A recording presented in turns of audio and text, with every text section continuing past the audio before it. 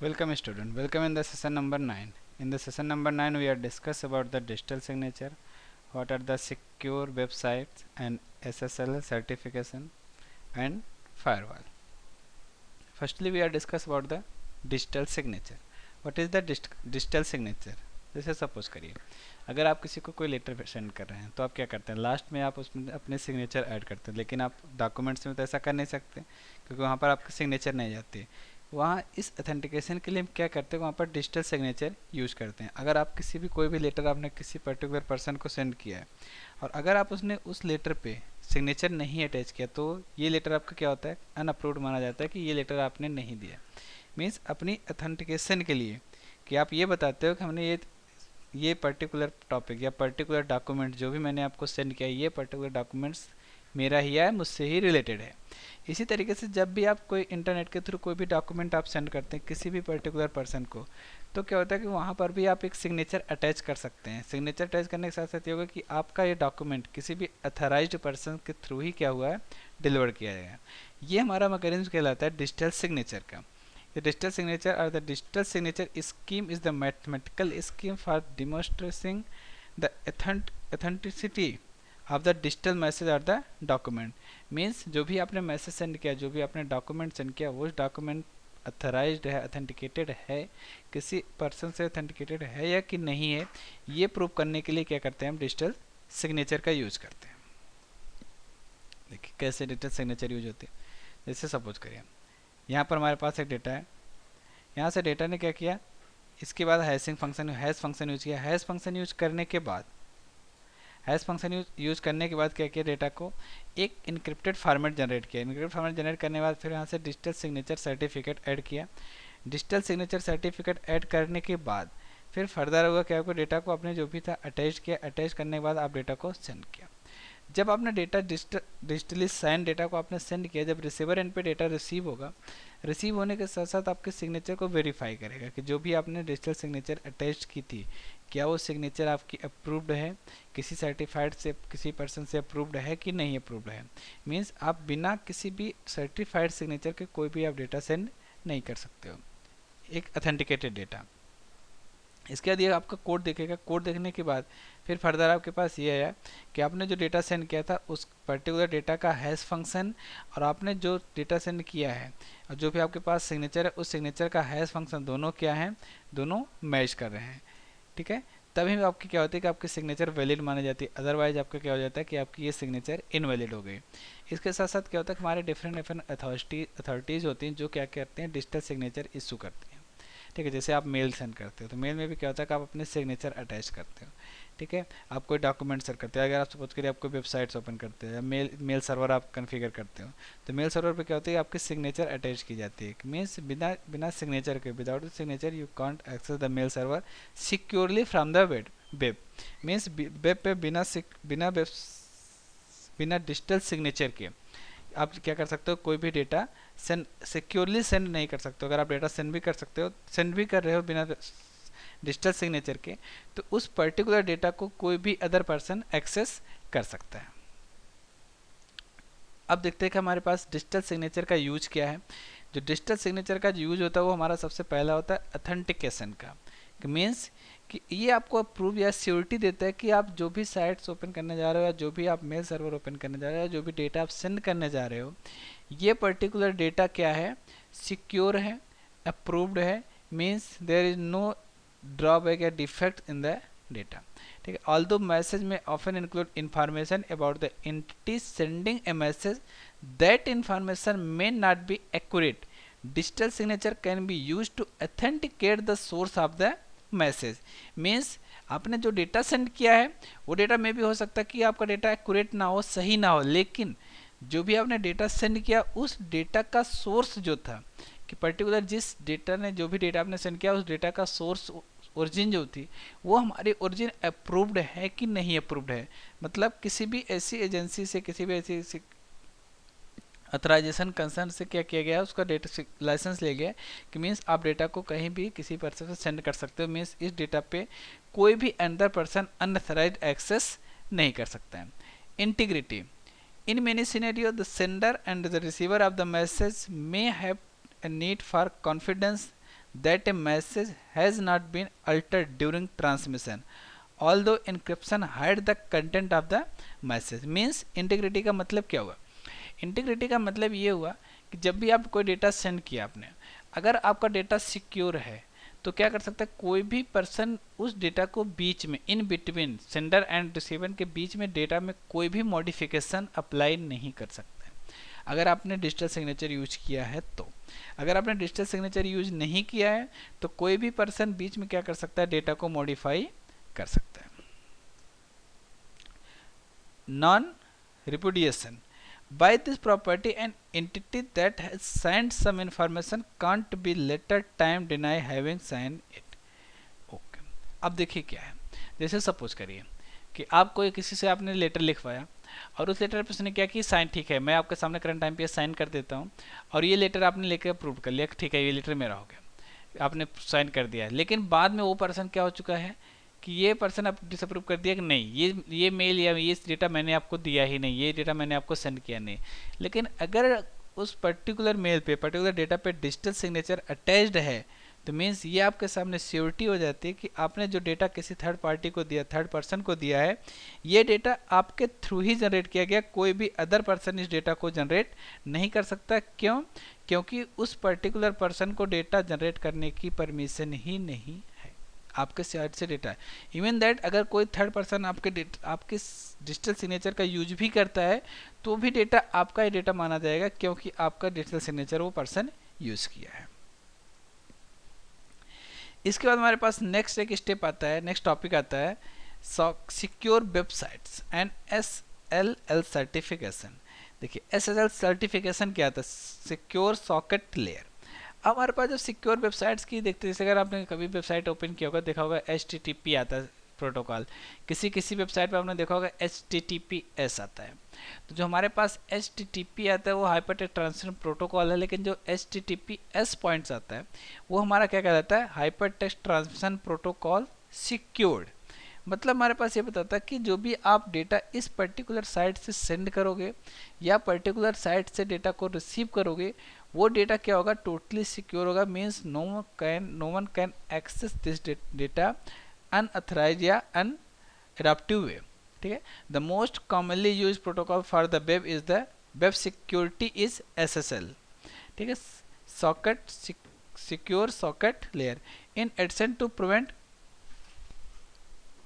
in providing security for the HTTP web hypertext transmission, SSL works with other TCP IP standards such as IMAP, mail and LDAP directory access. For a security standard such as the SSL to work, your browser and the web server must both be configured to use it. Okay, means हमारे पास different web server हैं। Different web server पे क्या होता है, हमारे पास ये data access कर सकता है, डेटा का एक्सेस नहीं कर सकता है। कुछ हमारे पास सर्वर वेब ब्राउजर्स हैं, जो वेब ब्राउजर क्या करता है, इसको सपोर्ट नहीं करते, डेटा को हमारे सपोर्ट नहीं करते, मीन्स ये डेटा हम एक्सेस नहीं कर सकते किसी भी अदर सिचुएशन में। तो मीन्स आपके ये बेसिक रिक्वायरमेंट होती है कि जब भी आप SSL सर्टिफिकेशन यूज कर रहे हैं तो क्या करें, आपका browser as well as the web server both are configured for use. ठीक है, जैसे अब यहाँ पर देखिए, यहाँ पर मैंने एक क्वेश्चन दिया है कि यहाँ पर एक वेब पेज, जैसे सपोज करिए आपने एक साइट्स बनाए, ठीक है, यहाँ पर आपने साइट बनाया तो इसमें क्या क्या, आपने कोई ईमेल एड्रेस, आपने जैसे एक टेक्स्ट बॉक्स लिया नेम का, दूसरा टेक्स्ट बॉक्स लिया ईमेल एड्रेस का, फिर इसके बाद आपने कमेंट कर लिया। फिर यहाँ से जब आप सबमिट फॉर्म करते हैं तो जब भी आप सबमिट फॉर्म पे क्लिक करते हैं तो यहाँ पर क्या होगा कि जो भी डेटा आप इस तीनों फील्ड में, इस फील्ड एंड दिस फील्ड, इसमें जो भी डेटा लिया होगा ये डेटा आपके वेब सर्वर पर सेंड किया जाएगा। वेब सर्वर पर सेंड होने के बाद मीन्स ये तो आपका क्लाइंट साइड था, क्लाइंट साइड के बाद वेब सर्वर पर जाएगा। अब क्लाइंट साइड से डेटा वेब सर्वर पे कैसे जाएगा, किस सिक्योरिटी से जाएगा, ये हमारा मैकेनिज्म बताता है SSL या HTTPS सिक्योर लेयर। मीन्स क्या कोई पर्सन इस डेटा को देख सकता है, क्या कोई पर्सन इस डेटा को एक्सेस कर सकता है, क्या कोई पर्सन इस डेटा में मॉडिफाई कर सकता है, ये करने की परमिशन सिर्फ कौन देता है, SSL देता है कि आप कर सकते हो ये टॉपिक या ये टास्क या परफॉर्म आप नहीं कर सकते हो। तो डिपेंड करता है कि आपके सिस्टम पे किस लेवल तक की सिक्योरिटी इंप्लीमेंट की गई है, किस लेवल तक का डेटा यूज किया गया है कि आप इसको इस टास्क को परफॉर्म करो या इस को परफॉर्म ना करो। इसके बाद हमारे पास सबसे इम्पॉर्टेंट थिंग्स आती हैं पूरे इंटरनेट सिक्योरिटी की, वो हमारी है firewall. What is the firewall? ये भी तरीके से एक जैसे हमारे अगर देखें जनरल पर्पज में एक वॉल है, ठीक है, लेकिन ये फायर है, ठीक है। It is the system design to prevent unauthorised access to और फ्रॉम द प्राइवेट नेटवर्क, ठीक है। अगर हम फायरवॉल की बात करते हैं तो फायरवॉल में क्या होता है कि हमारे पास डिफरेंट टाइप की फायरवॉल्स होती हैं, ठीक है। तो जो बेसिक इसका यूज है, बेसिक यूज है फायरवॉल का बेसिक यूज ये है कि कैसे, how we prevent the unauthorized access from the private network या to the private network. Means अगर आप इसके लिए अथराइज, किसी पर्टिकुलर टॉपिक के लिए अथराइज नहीं हो, तो आप उस डेटा को कैसे प्रिवेंट कर सकते हो, कैसे उसको आप सिक्योर कर सकते हो कि कोई भी पर्सन उसको एक्सेस ना कर पाए जो उसके लिए अथराइज नहीं है। अब हम देखते हैं कि डिफरेंट टाइप की हमारे पास फायरवॉल्स होती हैं, जिसका यूज़ करके क्या कर सकते हैं, हम सिक्योरिटी इंप्लीमेंट कर सकते हैं। जैसे सबसे पहले है पैकेट फिल्टर। पैकेट फिल्टर में क्या होता है कि जो भी डेटा, जो भी पैकेट हम सेंड कर रहे हैं, ये पैकेट क्या करता है, सबसे पहले फायरवॉल के पास जाता है। फायरवॉल ही उसको डिसाइड करता है कि ये पैकेट आउटसाइड जाने के लिए एलिजिबल है, या आउटसाइड से जो पैकेट रिसीव हुआ है वो पैकेट अपने प्राइवेट नेटवर्क के लिए एक्सेप्टेबल है कि नहीं, ठीक है। Means look at each packet entered or leaving the network and accept or reject it based on the user defined rules. किसी भी पर्टिकुलर रूल्स के अकॉर्डिंग, जो भी आपने रूल्स में डिफाइन किया है, उस रूल्स के अकॉर्डिंग ये डिसाइड करता है पैकेट फिल्टर कि जो भी पैकेट रिसीव हो रहा है या जो भी पैकेट सेंड हो रहा है, ठीक है, वो पैकेट हमारा नेटवर्क में जा सकता है या फिर नेटवर्क से कोई भी पैकेट आ सकता है। सिर्फ वही पैकेट आएगा जो पैकेट आपके रूल्स को सेटिस्फाई करेगा। अगर वो पैकेट उस रूल्स को सेटिस्फाइड नहीं करता है तो क्या कर सकते हैं, आप उस पैकेट को क्या करते हैं, आपके नेटवर्क में एक्सेप्टेबल नहीं होगा या फिर नेटवर्क से आपका डिस्ट्रॉय कर दिया जाएगा। फिर इसके बाद आता है हमारे पास एप्लीकेशन गेटवे। एप्लीकेशन गेटवे क्या काम करता है? एप्लीकेशन गेटवे बेसिकली क्या होता है कि अभी मैंने सिर्फ पैकेट पे फिल्टर लगाया, इसके साथ साथ हम क्या करते हैं, हम एप्लीकेशन पे फिल्टर लगाते हैं कि कैसे हम एप्लीकेशन के थ्रू, जैसे सपोज करिए आपने FTP यूज़ किया या आपने टेलनेट सर्वर यूज़ किया, इस FTP या टेलनेट सर्वर के अकॉर्डिंग आप क्या करते हैं कि एक रूल्स बनाते हैं कि आप पर्टिकुलर एप्लीकेशन ये डिसाइड करेगा कि आपने जो डेटा सेंड करना चाह रहे हैं, जो डेटा आप सेंड करें, ये डेटा आपका नेटवर्क पे जाएगा या फिर नेटवर्क से वापस आएगा, कि मीन्स आपके नेटवर्क के लिए हार्मफुल है कि नहीं हार्मफुल है। इसके बाद थर्ड हमारे पास फॉर सिक्योरिटी आती है सर्किट लेवल गेटवे।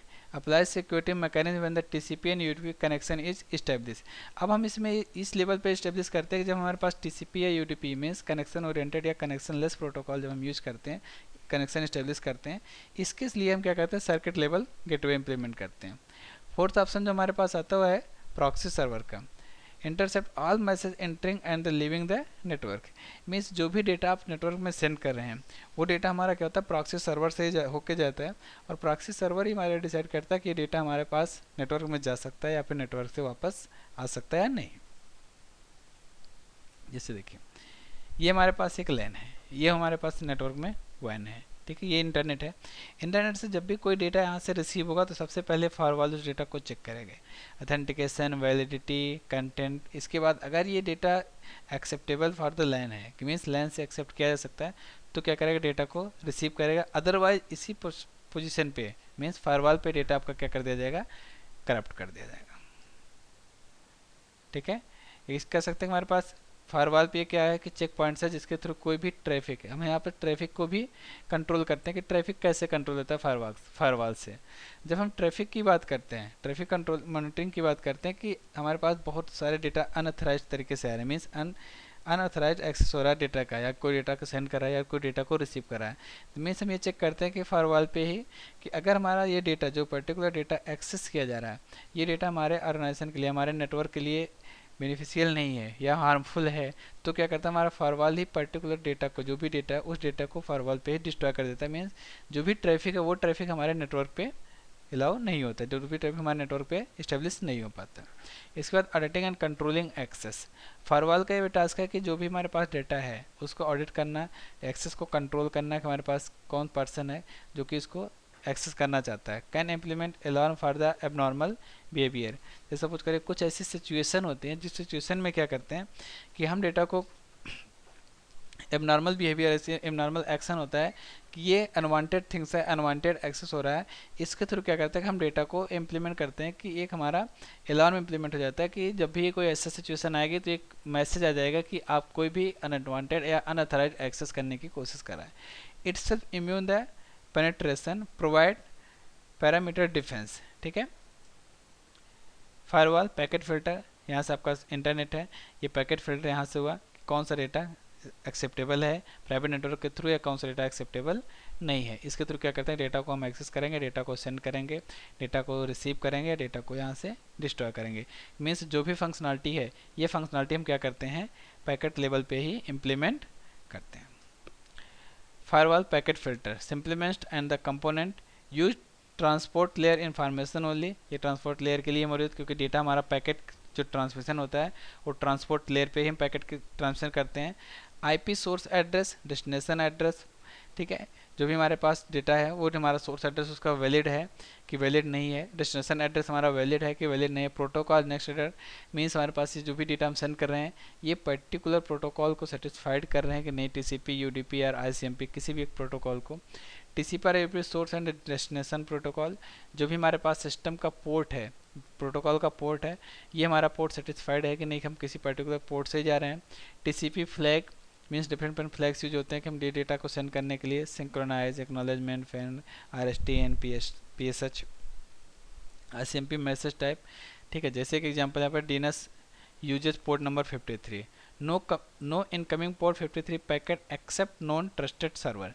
ठीक है, means DNS domain name system अगर जब भी यूज कर रहा है तो 53 पोर्ट नंबर यूज करता है और इस पर्टिकुलर 53 पोर्ट नंबर से जो भी डेटा आएगा वो ट्रस्टेड सर्वर से होगा तभी एक्सेस कर सकता है, अदरवाइज डेटा को एक्सेस नहीं कर सकता।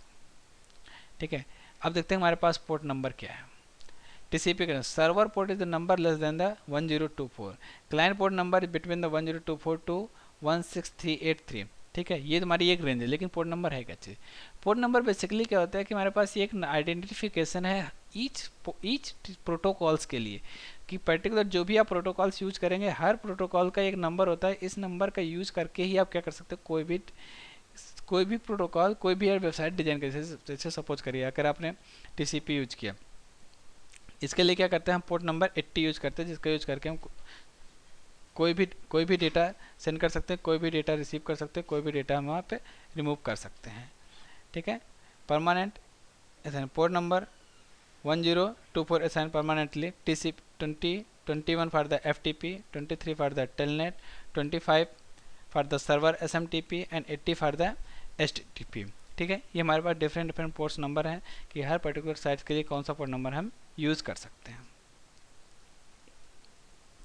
वेरिएबल यूज, अब हमारे पास ये होता है कि हमारे पास जब भी कोई सपोज करिए कोई हैकर अगर डेटा को आप हैक करना चाहता है तो क्या करता है, सबसे पहले वो आपको ये फाइंड आउट करता है कि ये पर्टिकुलर सर्वर या पर्टिकुलर साइट किस डेटा से एक्सेस हो रही है, किस डेटा पे एक्सेस की जा रही है, किस पोर्ट नंबर से एक्सेस हो रही है।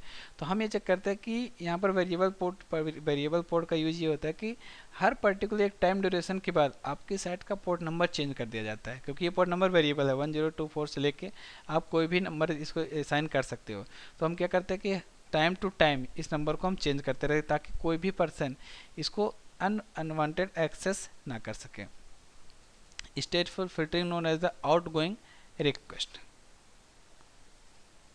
ठीक है, स्टेटफुल फिल्टरिंग। अब देखिए क्या है, जैसे यहाँ पर एक क्लाइंट है, क्लाइंट ने क्या किया, अपना डेटा सेंड किया UDP पैकेट फिल्टर के थ्रू, UDP पैकेट क्या किया सर्वर के पास सेंड कर दिया, सर्वर ने वापस को रिवर्ट बैक किया UDP के साथ। ठीक है, UDP ने क्या किया, क्लाइंट साइड को डेटा मैसेज सेंड किया है, लेकिन जब सर्वर ने दोबारा अगेन इसकी रिस्पॉन्स सेंड किया तो क्या किया, no match so not allowed in, यहाँ से क्या कोई भी डेटा मैच नहीं किया, इनकमिंग एंड आउटगोइंग का मैच था तो इसने डेटा को क्या कर दिया, अलाउड कर दिया। लेकिन क्या किया, यहाँ से कोई भी मैच इसके पास सेटिस्फाइड नहीं हुआ तो क्या कर दिया, इसने डेटा को डिसअलाउड कर दिया। ये हमारा स्टेटफुल फिल्टरिंग का है। Firewall gateway, firewall run set the proxy program, proxies filter incoming outgoing packets, all incoming traffic directed to the firewall, all outgoing traffic appear to come in the firewall। ठीक है, तो हम डिफरेंट फंक्शनलिटी होती है कि हमारे पास incoming packets को check करना, आउटगोइंग पैकेट्स को चेक करना, ट्रैफिक को चेक करना, कि हमारे पास ये टास्क होते हैं कि इसको परफॉर्म कर सकते हैं। Policy embedded in the proxy program. ठीक है, इसके बाद हमारे पास एप्लीकेशन लेवल गेटवे होता है, दूसरा हमारा सर्किट लेवल गेटवे या प्रॉक्सी, जो मैंने अभी डिस्कस किया। HTTP एप्लीकेशन करते थे, FTP SMTP करते हैं। अगर हम सर्किट लेवल करेंगे तो TCP या UDP लेवल पे करते हैं इसको। फॉरवर्ड एप्लीकेशन लेवल गेटवे, यहाँ पर क्या करते हैं, हम टेलनेट यूज़ किया, टेलनेट एप्लीकेशन किया, इनसाइड एंड आउटसाइड होस्ट बीच के बीच में हमारा एप्लीकेशन लेवल गेटवे कि टेलनेट को वैलिडेट करेगा, टेलनेट को एक्सेस करेगा, फिर इसके बाद फर्दर डेटा को ट्रांसफर करेगा। Firewall outline, packet filtering, application gateway and circuit gateway, combination of above the dynamic packet filter. ठीक है, तो हमारे पास डिफरेंट टाइप्स के फिल्टर्स होते हैं जिसका यूज करके क्या कर सकते हैं, हम अपनी सिक्योरिटी, अपने सिस्टम पे सिक्योरिटी इम्प्लीमेंट कर सकते हैं। हमारे पास सिस्टम ये है, इस सिस्टम की ये सिक्योरिटी है, ये पर्टिकुलर सिस्टम में, इस सिस्टम की हमारे पास ये सिक्योरिटी है। तो मीन्स हमारे पास डिफरेंट डेटा को यूज़ करते हैं, डिफरेंट फिल्टर्स को यूज़ करते हैं डेटा को एक्सेस करने के लिए। इसके बाद फायरवॉल सर्किट लेवल गेटवे, हम क्या करते हैं यहाँ पर कि जो भी हमारे पास सर्किट बन, जैसे मैंने यहाँ पर सर्किट लगाया तो ये सर्किट लेवल गेटवे की इन किया, इन करने के बाद ये डेटा आउट कर सकता है कि नहीं कर सकता आउटसाइड कनेक्शन के लिए, तो ये हमारा वैलिडेशन कौन लगाता है, सर्किट लेवल गेटवे जो होते हैं वो लगाते हैं। ठीक है, इसके बाद do it yourself, define firewall and the different types of the firewall, what is the digital signature and use of the digital signature. Thank you.